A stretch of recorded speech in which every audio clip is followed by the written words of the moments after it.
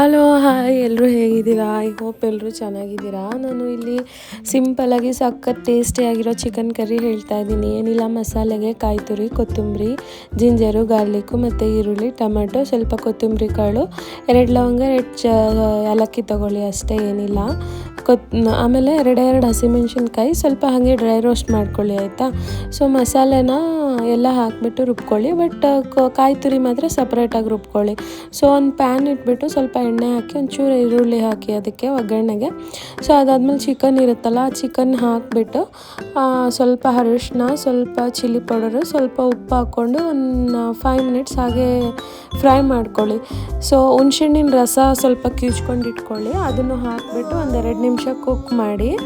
So ಅದಾದಮೇಲೆ ಮಸಾಲೆ ರುಬ್ಕೊಂಡಿರ್ತೀರಲ್ಲ, so ಆ ಮಸಾಲೆನ ಹಾಕಿಬಿಟ್ಟು 5 ಮಿನಿಟ್ಸ್ ಕುಕ್ ಮಾಡ್ಕೊಳ್ಳಿ.